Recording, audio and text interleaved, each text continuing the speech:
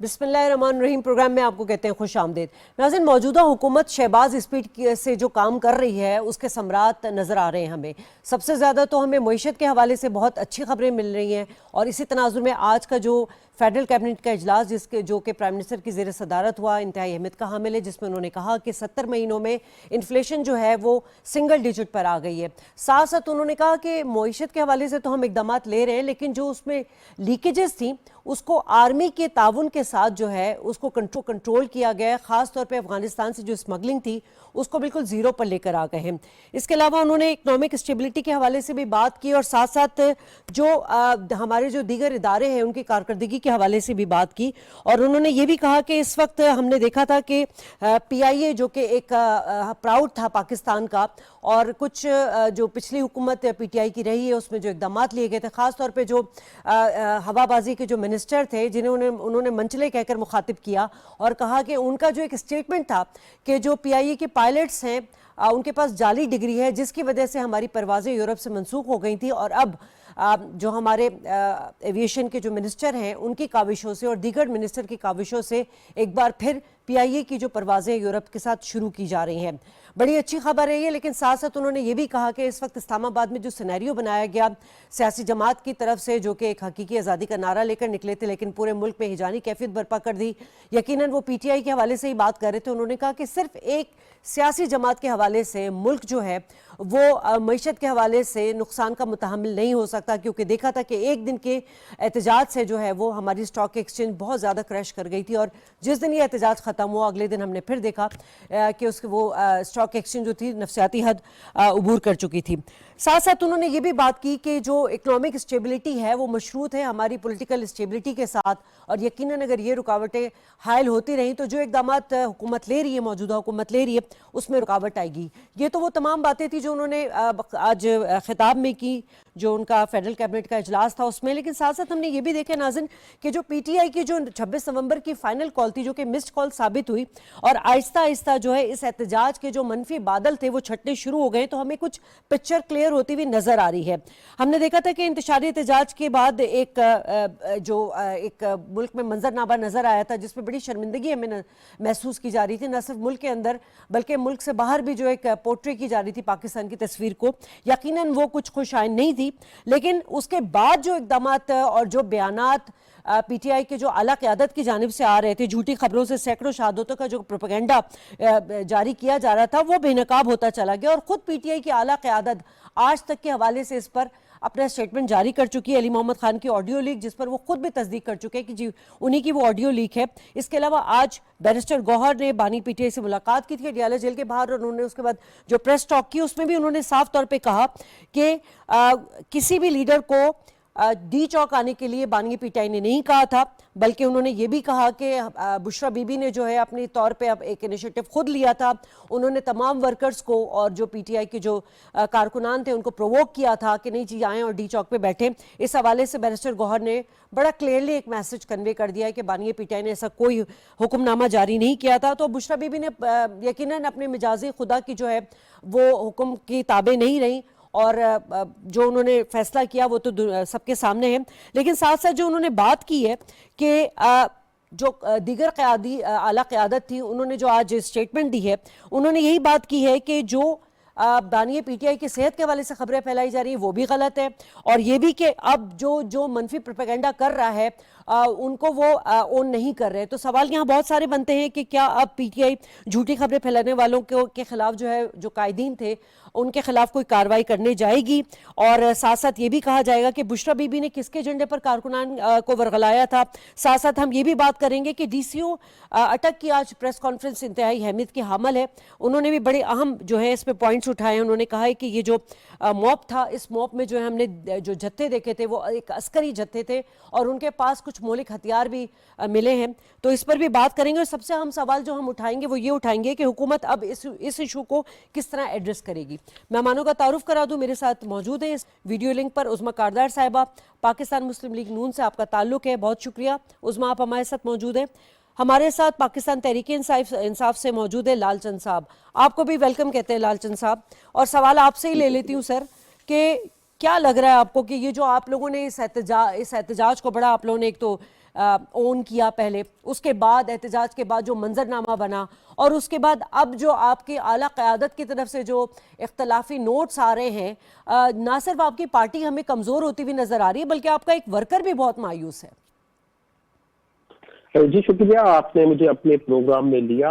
آپ نے کہا کہ یہ ہماری جو فائنل کال ہے یہ مس کال ہے۔ میں اس کی تردید کرتے ہوئے آپ کو بتانا چاہوں گا، یہ اتنی بڑی بگ بینگ تھی، اتنا بڑا دھماکہ تھا، یہ مس کال نہیں تھی جو پوری دنیا میں سنا جا رہا ہے۔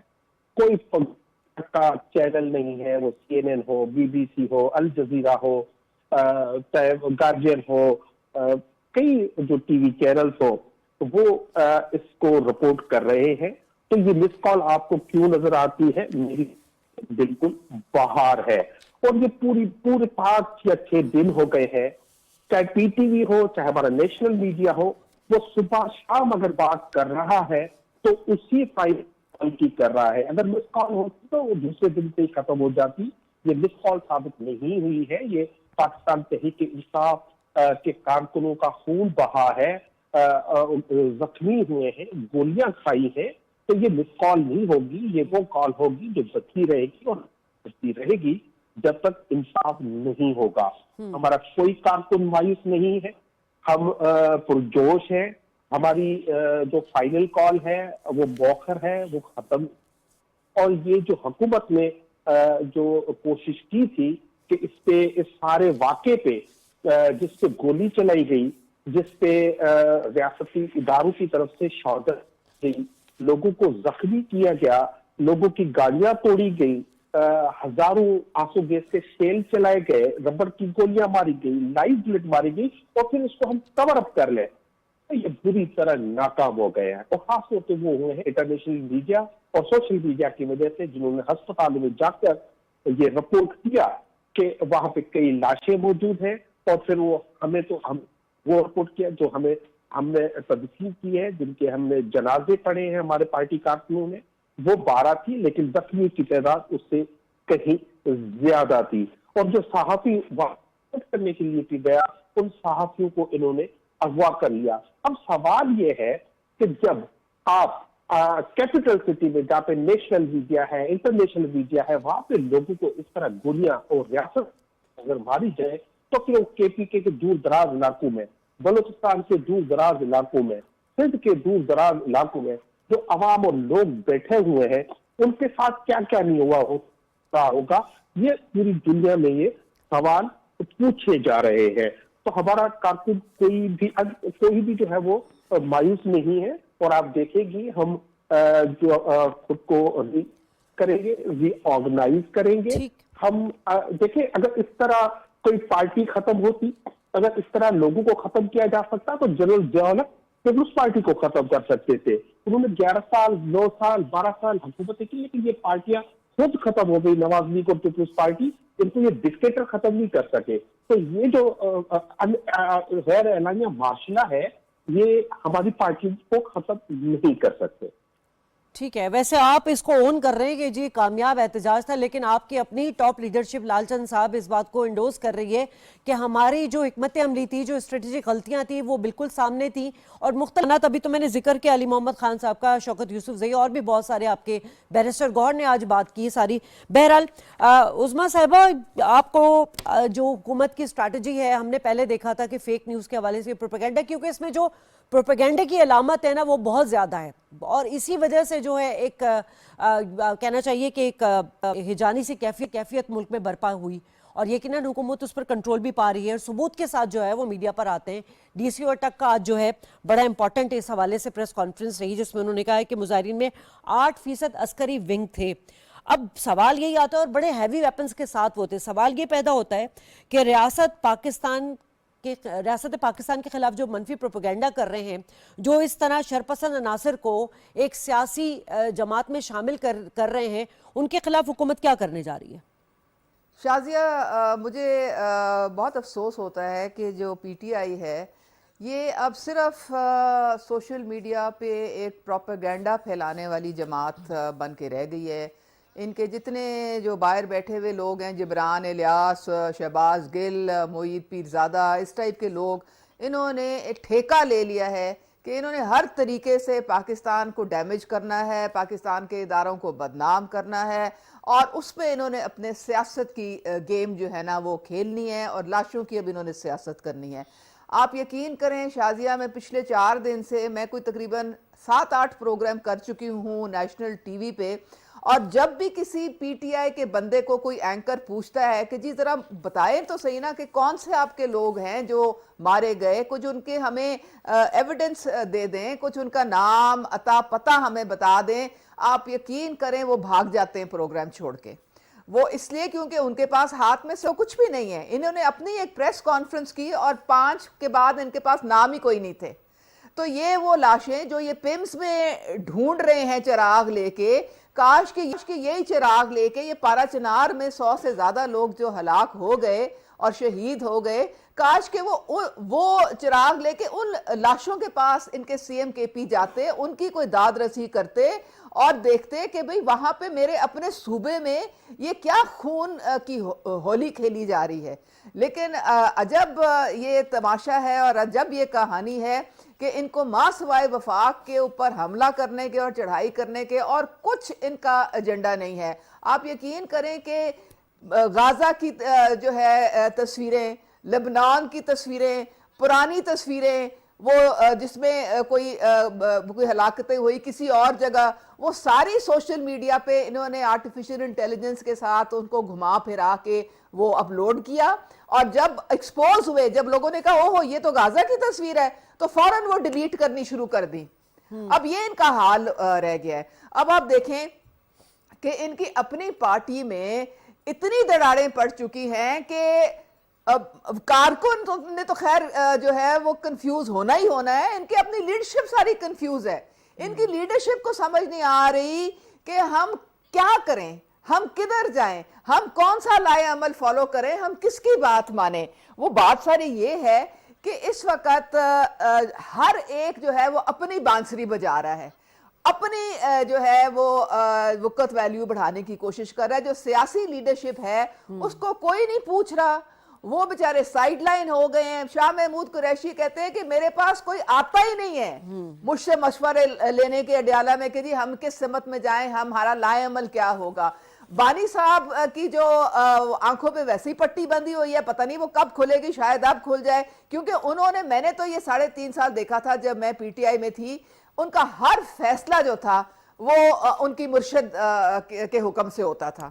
وہ آنکھیں بند کر کے اپنی مرشد کی باتیں جو تھے وہ من و ان مانتے تھے. پوری پارٹی کو سانپ سونگ جاتا تھا. ان کو پتا تھا کہ اگر بشرا بی بی نے ان پہ کانٹا لگا دیا تو وہ فارغ ہو جائیں گے, اور اگر ٹک لگا دیا تو ان کے وعدے نعرے ہو جائیں گے.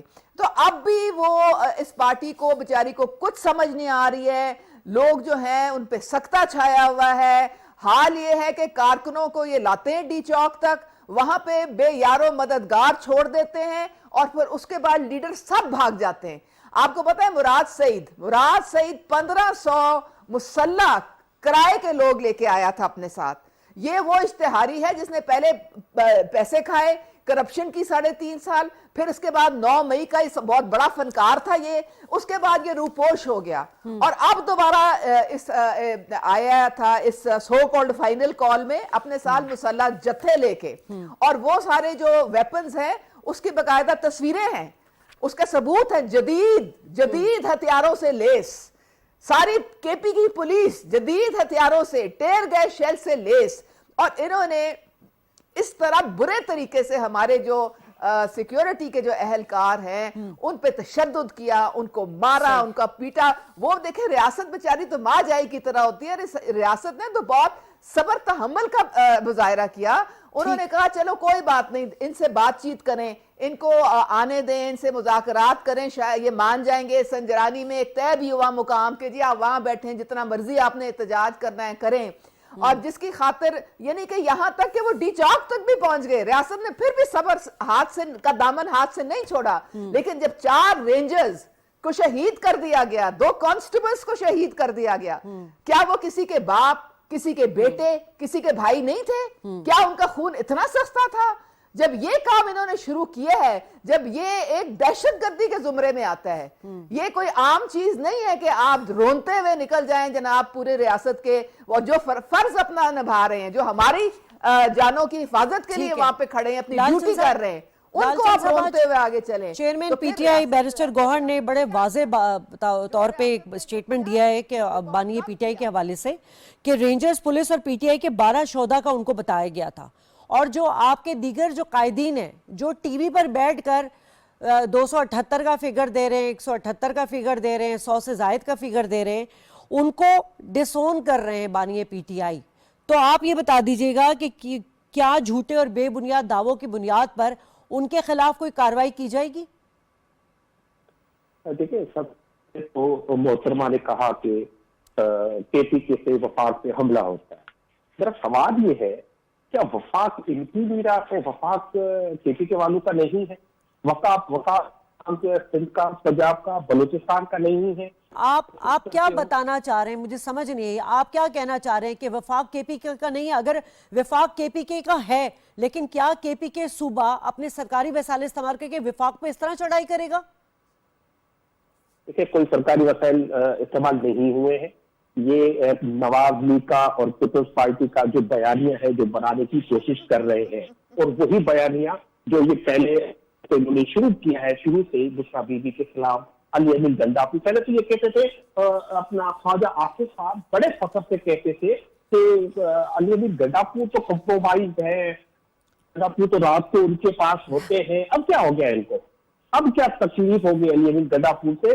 بشرا بی بی ہو، علی امین گنڈاپور ہو، عمر ایوب ہو، بیرسٹر گوہر ہو، عمر خان ہو، جو بھی ہمارے قیادت ہے، آج عمران خان نے حکومت کی یہ سازش کم سے کم ناکام بنا دی ہے کہ ان کو لڑانے کی کوشش۔ سر، یہ تو پوری دنیا نے ٹیلی ویژن اسکرین پر دیکھا ہے، معذرت کے ساتھ لال چند صاحب، کہ کیسے آپ کے جو انقلابی ورکرز تھے انہوں نے علی امین گنڈاپور کو وضو تک کرنے کی اجازت نہیں دی، کیسے ان کی گاڑی پر پتھراؤ کہ یہ آپ کے اپنے ورکرز تھے نا، یہ آپ کے اپنے ورکرز تھے جو بشرا بی بی کے کہنے پہ ڈی چوک پہ پہنچے، لیکن بشرا بی بی ان کو چھوڑ کے بھاگ گئیں۔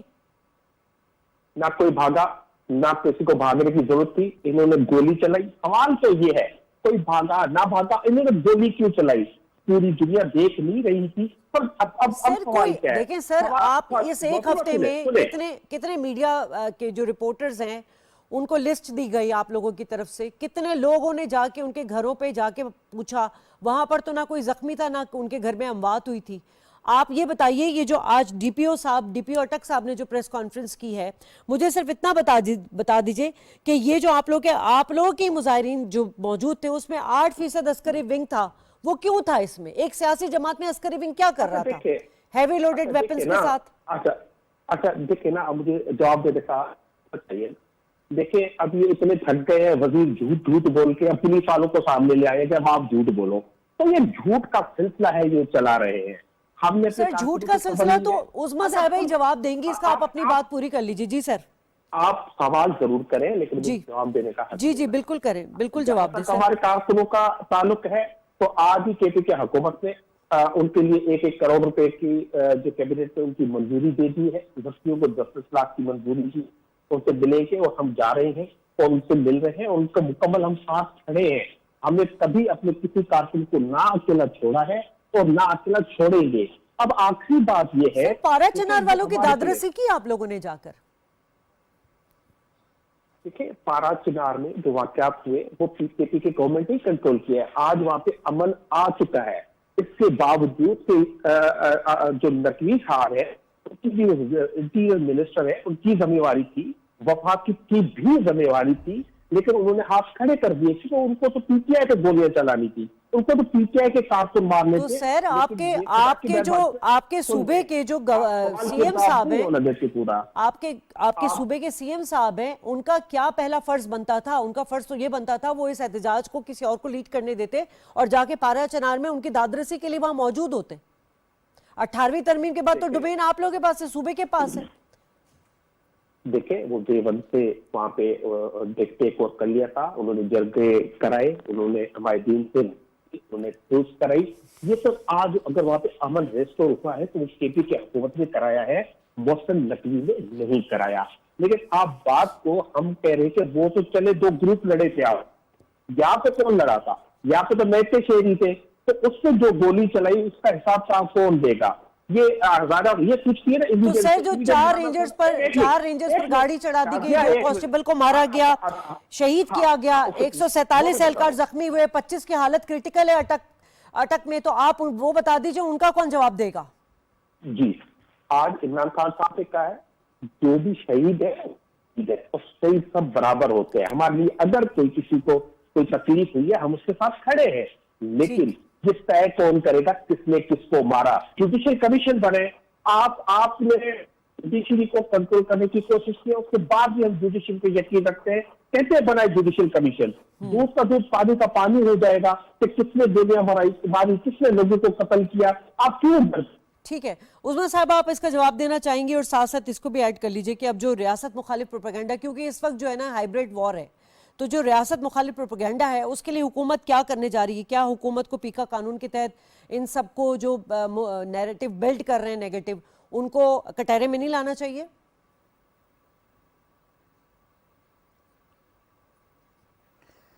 शाजिया, जो आपके मेहमान हैं ना लाल चंद साहब, मुझे इनसे काफ़ी हमदर्दी है। मुझे लगता है कि शायद ये कोई छुट्टी मना के बाहर से आ रहे हैं, जो इनको कुछ मुल्क के हालात का तो पता नहीं और अपने पार्टी का हालात का तो बिल्कुल ही इनको कुछ इल्म नहीं है।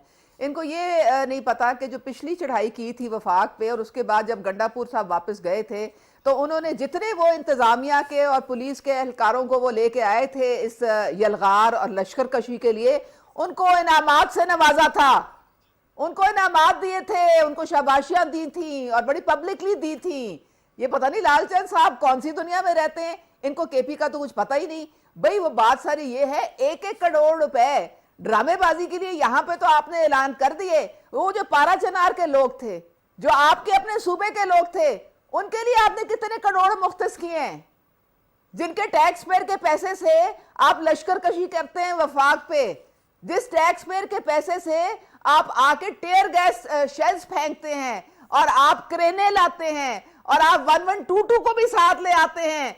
बेचारे जो केपी है वो लावारिस रह जाता है। इस वक्त जो केपी के जो हालात हैं, मैं आपको क्या बताऊं शाजिया, मैं वहां पे अटक पे गई थी पोलियो के हवाले से, तो नौशहरा के जो 80% लोग हैं वो अपने इलाज के लिए पंजाब में आते हैं, पंजाब के अस्पतालों को इस्तेमाल करते हैं। इनके अपने सूबे में हेल्थ की कोई फैसिलिटी नहीं है, एजुकेशन का बुरा हाल है, एक सड़क नहीं जिसपे इंसान जो है अपनी गाड़ी चला सके। बेचारे जो है दरियाओं पे, रस्सियों पे और झूलों पे लोग जाते हैं, गिर जाते हैं, वो रस्सियां टूट जाती हैं, वो झूले टूट जाते हैं और वो जिंदगी से जाते हैं। आप लाकानूनियत डीआई खान, जहां पे गंडापुर जहां से इलेक्ट होके आए हैं, इस वक्त थाने में कोई वो खुद नहीं जा सकते हैं अंधेरे के बाद, ये लाकानूनियत है वहां पे। और पोलियो के 7 केसेस आए हैं डीआई खान से। ये कर क्या रहा है गंडापुर? ये मौला जट बनना कब बंद करेगा? ये गंडासा कब बंद करेगा? उसकी जो वफाक के साथ मिलकर उसे आगे बढ़ना है, ये उसका फर्ज बनता है। और वो अगर ये नहीं करेगा तो फिर उसको कोई इखलाकी जवाज नहीं है वहां पे सीएम केपी बनने का। और ये जो बात करते हैं अब के बानी साहब फरमा रहे हैं कि उन्होंने तो डी चौक जाने का कहा ही नहीं था, तो फिर ये क्या हो रहा है भाई? ये कौन किसकी टांगे खींच रहा है? ये बुशरा बीबी को किसने मैंडेट दे के भेजा था? और वो अब आगे किसने? वो तो पार्टी की चेयरपर्सन है, वो तो कहती है कि वो तो जाननशीन है। तो फिर आप देख लें आपकी पार्टी के साथ हो क्या रहा है। ये पार्टी नहीं रही, अब ये मारूसियत की नजर हो चुकी है, इसका धर्म तख्ता हो गया है।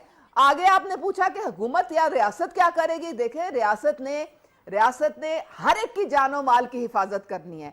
रियासत ये इजाजत नहीं दे सकती कि आप जाके IMF के दफ्तर के बाद बाहर मुजाहरे करें और सेबोटाज करें मुल्क की इकोनॉमिक तरक्की को। आप ये नहीं कर सकते, रियासत ये इजाजत नहीं दे सकती शंघाई कॉन्फ्रेंस होए और आप जनाब आके चढ़ाई कर दें और रियासत मुंह देखती रहे और जो इन्वेस्टमेंट आनी है फॉरेन डायरेक्ट वो ना आए। रियासत ये नहीं कर सकती है कि बेलारूस का वफद आए। اور وہاں پہ ساتھ ان کے بزنس مین انویسٹرز آئیں جو ہمیں آئی ٹی میں کہیں کہ جی ہم نے انویسٹمنٹ کرنی ہے, انرجی سیکٹر میں انویسٹمنٹ کرنی ہے, ترقی کا پہیہ, معیشت کا پہیہ چلانا ہے, اور آپ آئیں اور ریاست آپ کا منہ دیکھتی رہے اور کہیں جی آئیں آپ ان کو یہ پیغام دیں کہ ادھر انتشار ہے, یہ تو کیوس ہے, پاکستان میں تو کوئی حال نہیں ہے, کوئی پیسہ یہاں نہ لگائے. شازیہ یہ تو چاہتے یہی ہے نا, یہ تو چاہتے ہیں کہ ڈیفالٹ کر جائے پاکستان, لیکن ریاست ایسا نہیں ہونے دے گی. پاکستان متحمل نہیں ہو سکتا, متحمل چلیں نہیں ہو لال سکتا. چند صاحب آپ نے جواب سنا ہے عظما کا. سر مجھے لگتا ہے کہ آپ لوگوں کو اپنی پارٹی کی جو اسٹریٹجکلی ایک آپ لوگ جو بیانیہ بناتے ہیں یا آپ لوگ کی جو حکمت عملی بن رہی ہے اس کو ری وزٹ کرنے کی ضرورت ہے, کیونکہ بہت ڈیمیجز ہو چکے ہیں. آپ لوگوں کے اپنے ہی لوگوں نے آپ کی جو بشرا بی بی, علی امین گنڈا پور, جس طرح انہوں نے ڈیمیج کیا ہے پارٹی کو, اس کے تو آپ کے یہ ٹاپ لیڈرشپ علی محمد خان صاحب ہو گئے, شوکت یوسف زئی صاحب ہو گئے, بیرسٹر صاحب ہو گئے, یہ سب تو ونڈوز کر رہے ہیں کہ جی ہمیں پارٹی کو نقصان ہوا ہے ان کی وجہ سے. دیکھیں جہاں تک بشرا بی بی کی بات ہے یا جو بھی ان کی فیملی ہے خان صاحب کے, خان صاحب کا بڑا واضح موقف ہے, ان کا سیاست سے کوئی تعلق نہیں, لیکن کیونکہ ان کی فیملی ہے تو ان کا ہر احتجاج میں شامل ہونے کا ان کا حق ہے. اب یہ ہمیں بتا رہی ہے محترمہ کہ ہیلتھ کا حال کیا ہے اور ایجوکیشن کا حال کیا ہے. بھائی آپ کی محترمہ چیف منسٹر نے ہسپتال بیچے ہیں پرائیویٹ سیکٹر کو, تعلیم بیچ رہی, تعلیم کی اسکول بیچ رہے ہیں سیکٹر کو. اب آپ ہماری پارٹی میں بات کریے, دیکھیں ہماری پارٹی سر اب آپ لال چند صاحب اب آپ سروے کروائیں گے نا پنجاب کی جو پنجاب کی حکومت جو کام کری ہوئی کے پی کے کی, تو آپ ہی لوگوں کو شرمندہ ہونا پڑے گا. سر آپ لوگ کے 11 سال ہو گئے کے پی کے میں حکومت کو. دیکھیں ہمیں 11 سال ہوئے ہیں تو نواز لیگ اور پیپلز پارٹی اس ملک پہ کوئی 40 حکومت کر رہے ہیں, اس سے 1000 گنا. اچھا چلیں, میرے پاس تو پروگرام کا ٹائم ختم ہو رہا ہے, ورنہ میں آپ سے ضرور پوچھتی کہ کیا کوئی ایک پروجیکٹ ہمیں بتا دے کے پی کے میں جو آپ لوگ کے 11 سال حکومت میں ہوا. ایک ہی بتا دیتا ہوں, میں ایک ہی بتاتا ہوں. جو عمران خان کا فلیگ شپ جو پروجیکٹ تھا وہ تو ہیلتھ کارڈ تھا, وہ ہر جو ہے شخص کے لیے تھا, ہر گھر کو 10 لاکھ روپے کی اس میں ہیلتھ انشورنس کا کور تھا. تو یہ بہت کہاں سے آئی؟ بہرحال میرے پروگرام کا وقت ختم ہو رہا ہے, اور یقیناً ہر سیاسی جماعت کا آئینی حق ہے کہ وہ احتجاج کرے, دھرنا دے یا اپنی کوئی بھی بات منوانے کے لیے ایک پازیٹیو وے میں ایک تعمیری سیاست کے لیے آگے آئے. لیکن ریاست نے اس وقت صاف صاف ایک میسج دے دیا ہے کہ اگر بغاوت اور چڑھائی کی تو پھر اس کا انجام برا ہوگا. بریک لیں گے ناظرین, بریک کے بعد واپس آئیں گے تو بات کریں گے کہ غزہ پر اسرائیلی بربریت جاری ہے, اور 7 اکتوبر سے جاری اسرائیلی جنگ میں اب تک کم از کم 44,000 سے زائد فلسطینی شہید ہو چکے ہیں. اس وقت موسم بھی سرد ہو چکا ہے, ان کو کیا مشکلات ہیں, اور اسرائیل نے جو ہے لبنان کے ساتھ معاہدہ کرنے کے بعد اس کے خلاف شکنی کی, اس پر بات ہوگی اس بریک کے بعد.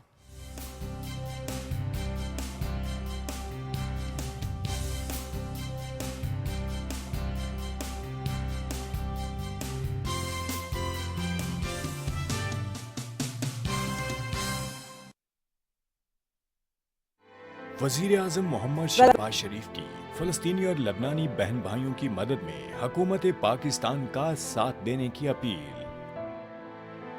فلسطین اور لبنان اس وقت اسرائیلی جارحیت کا شکار ہیں. ایسے میں زخمی اور بے گھر افراد ہماری فوری امداد کے منتظر ہیں. متاثرین کے لیے ٹینٹس, کپڑے, کمبل اور ادویات سمیت اشیاء خورنوش عطیہ کریں. آئیے اس کاوش میں حکومت کے ہم قدم بنیں. متاثرہ بہن بھائیوں کے لیے بڑھ چڑھ کر اس کار خیر میں حصہ ڈالیں. اپنے عطیات اور فنڈز درج ذیل اکاؤنٹ میں جمع کروائیں.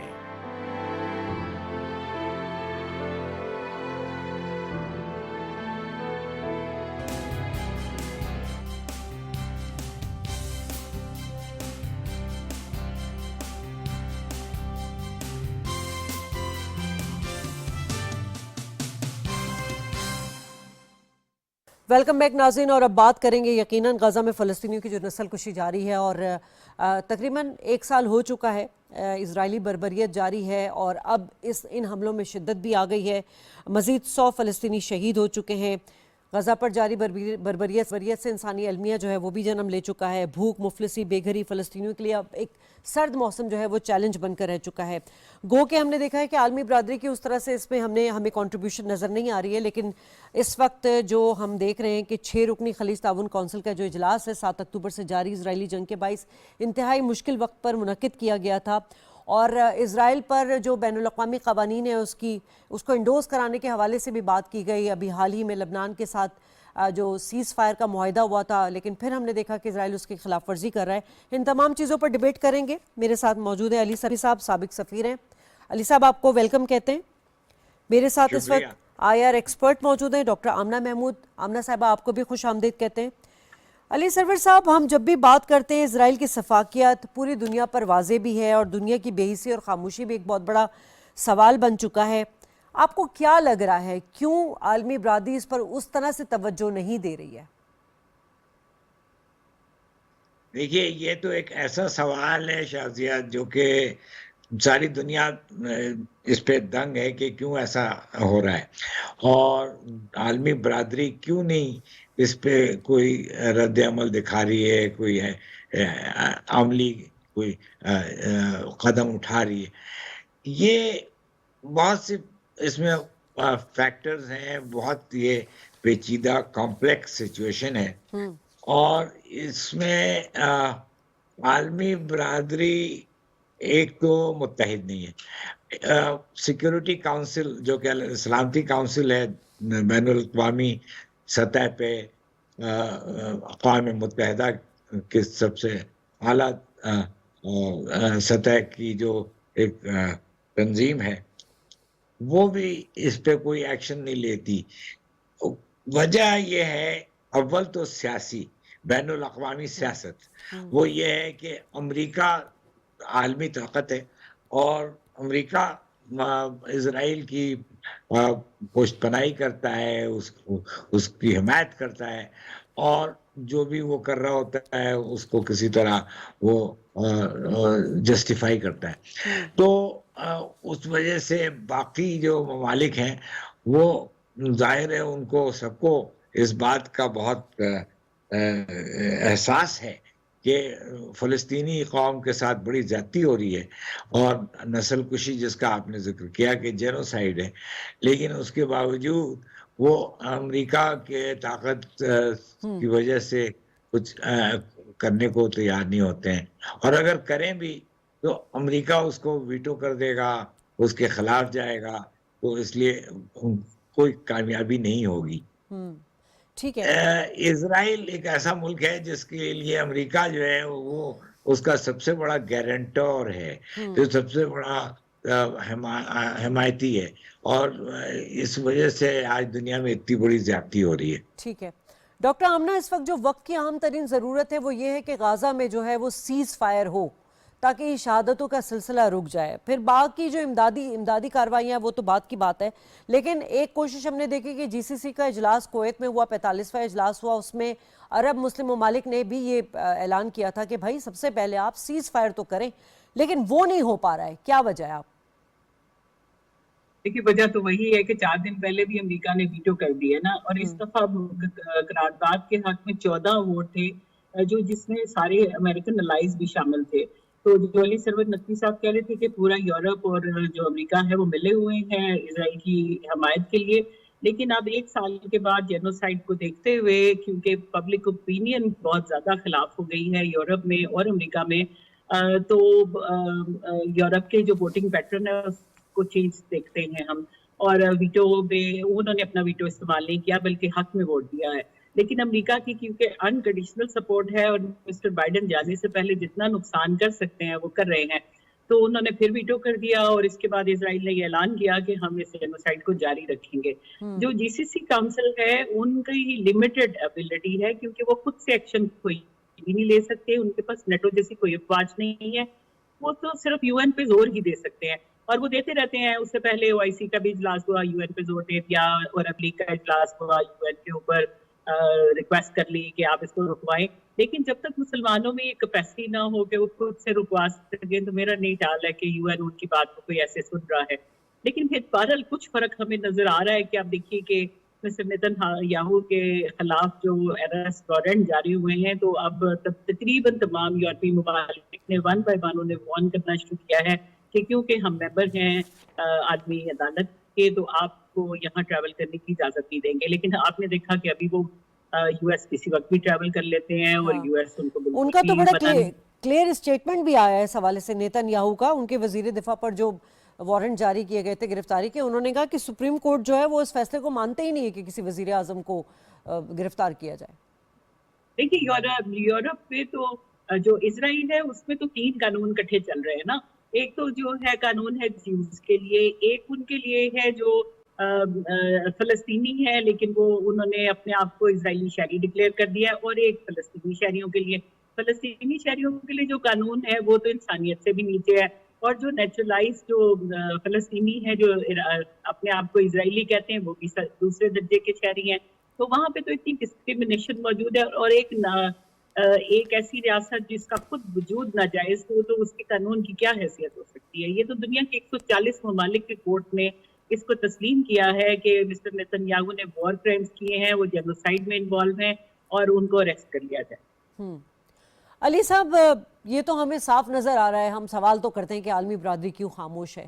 مغرب کا دوغلا پن بھی ہمیں نظر آ رہا ہے، مطلب کہ جنگی جرائم وہ ہے جو ان کے اپنے مفادات میں ہو، اور باقی سب جو ہے وہ اس کے منافی ہوتے ہیں. تو کیا اس کا کوئی سیاسی حل نکل سکتا ہے، نکالنا چاہیے؟ پہلے تو جیسا آپ نے کہا، ابھی آپ نے خود کہا تھا کہ سیز فائر، جنگ بندی ہونی چاہیے.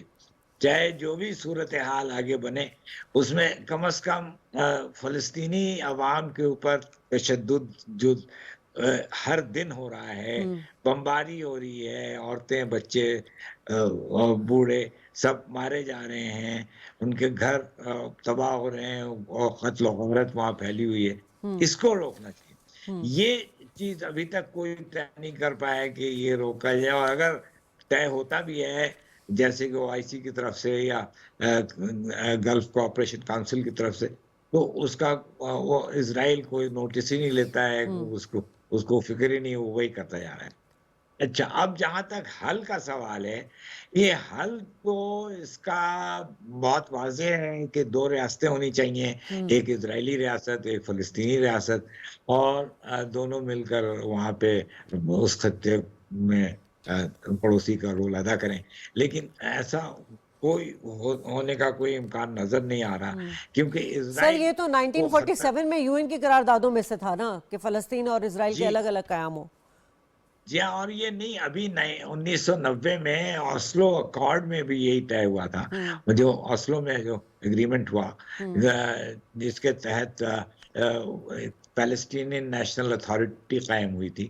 میں اردن میں پاکستان کا سفیر رہا ہوں، اور میرا اس زمانے میں فلسطینیوں سے بہت رابطہ رہتا تھا. یاسر عرفات صاحب کو میں بہت بار ملا ہوں. اچھا. تو ہاں جی، تو بات یہ ہے کہ یہ فلسطینی جو جدوجہد ہے وہ مثالی جدوجہد ہے، لیکن اس کے باوجود امریکہ کی ہٹ دھرمی اور امریکہ کی اپوزیشن کی وجہ سے کوئی آگے.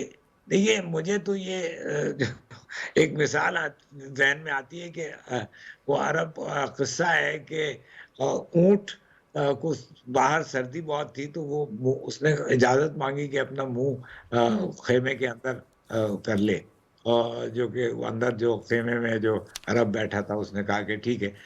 اور کرتے کرتے لمبی کہانی جو شارٹ یہ ہے کہ وہ اونٹ اس میں گھس گیا، اور اس آدمی کو، اس عرب کو اس نے وہاں سے باہر نکال دیا. تو فلسطین کا قصہ کچھ ایسے ہی ہے. فلسطین میں یہودی گھس گئے، اور آہستہ آہستہ وہ قبضہ کرتے جا رہے ہیں. اور اب تو دیکھیں نا، ٹرمپ صدر بننے والا ہے، تو اس کے داماد نے تو یہ بھی کہا ہوا ہے کہ غازہ کا اسٹرپ جو ہے وہ ہوٹل بنانے کے لیے بہت اچھا ہے، تو یہ سارے فلسطینیوں کو وہاں سے نکالو اور وہاں ایک ٹورسٹ انڈسٹری قائم کر دو. تو اس طرح کی دردناک اور بے بلکہ شرمناک اسٹیٹمنٹ ہے سر. इनह्यूमन शर्मनाक बिल्कुल अप्रोच किसी एक कौम के खिलाफ, जी ये नस्ल कुशी है, और यही इसी को कहा जाता ठीक है कि ये जेनोसाइड है। ठीक है। तो ये जेनोसाइड पे तुले हुए हैं। अच्छा आमना, ट्रम्प की जो विक्ट्री स्पीच थी उसमें हमने देखा था, उन्होंने कहा था कि जितनी भी पुरानी जंगें होंगी उनको ख़त्म किया जाएगा, लेकिन दूसरी तरफ यूएन सलामती कौंसिल में जंग बंदी की जितनी भी करारदाद अमेरिका उसको वीटो करता आ रहा है। तो ये कॉन्फ्लिक्ट क्यों है अमेरिकन स्टेटमेंट में? देखिए गुज़श्ता पूरे साल में 4 तो उन्होंने वीटो कर दी है। मिस्टर ट्रम्प ने अब क्योंकि वादा किया है और वोट भी इसी बात पे लिया है, और अमेरिकन प्रेसिडेंट के लिए बड़ा मुश्किल है कि वो अपने जो वादे करके आए उससे बिल्कुल यू टर्न ले ले। तो इसलिए मिस्टर ट्रम्प को वॉर्स तो बंद करनी पड़ेंगी, लेकिन वॉर बंद करने की जो कंडीशन हम समझ रहे हैं कि शायद वो वॉर बंद कराएं और 2 स्टेट सोल्यूशन की तरफ जाएं, ऐसा कोई वादा नहीं किया उन्होंने सिर्फ जंग बंदी कराने का वादा किया है, और वो जंग बंदी करा देगा। जंग बंदी कराना उसके लिए कोई मुश्किल नहीं है। आपने देखा कि पहले भी उन्होंने पूरे अरब को मोटिवेट किया, और कितने ज्यादा मुसलमान ममालिक ने जो अब्राहम अकॉर्ड साइन कर लिया। अब जो रह गए हैं वो उनके ऊपर दबाव डालेंगे कि आप भी अब्राहम अकॉर्ड साइन कर लें, तो there would be piece on both side. जब फलस्तीनियों को कहीं से कोई उम्मीद नहीं रहेगी तो या तो वो वहां से निकल जाएंगे, तो या फिर ये कि वो भी अपने आप को इजरायली शहरी सरेंडर कर देंगे। That would be the scenario. Otherwise तो कोई हमें उम्मीद नजर नहीं आ रही है। और ये तो फिर ये है कि अरब ममालिक खुद ही कहेंगे, क्योंकि उन्होंने ही 2 स्टेट सोल्यूशन को उस वक्त रिजेक्ट किया था at the time of 1948 resolution जिससे इजराइल बना था। उन्होंने कहा था कि हमें सारा ही चाहिए। उस वक्त फलस्तीनियों को राइट टू वोट तो नहीं था। तो इसका मतलब ये है कि अब अरबों को खुद ही जिम्मेदारी लेनी पड़ेगी कि वो इसको मशरूत करें। जिन्होंने पहले इब्राहिम अकॉर्ड साइन किया वो भी मशरूत करें, और जिन्होंने अब तक करने की तैयारी की हुई है वो भी मशरूत करें, और कहें कि जब तक फलस्तीन को उनकी रियासत नहीं मिलती हम इब्राहिम अकॉर्ड साइन नहीं करेंगे। और उसके साथ तजारती पाबंदियां लगाएं, इसराइल के साथ जो रवाबित हैं उनको रोके, कम से कम सस्पेंड कर दें, लेकिन ऐसी कोई मूव हमें नजर नहीं आती ना। ठीक है, और यकीनन हमारा जो पाकिस्तान का मौक़िफ़ है बड़ा ही क्लियर मौक़िफ़ है, और 29 नवंबर को फ़लस्तीनी अवाम के साथ यकजहती के आलमी दिन पर प्राइम मिनिस्टर शहबाज शरीफ साहब का बड़ा वाज़ेह पैगाम है कि मसला फ़लस्तीन के मुनसिफ़ाना हल के लिए और फ़लस्तीनी अवाम के हक़ खुद इरादियत के हुसूल के लिए जो पाकिस्तान हर मुमकिन कोशिश करता रहेगा। मैं अपने दोनों मेहमानों को शुक्रिया अदा करना चाहूँगी प्रोग्राम से इजाज़त लेने के बाद।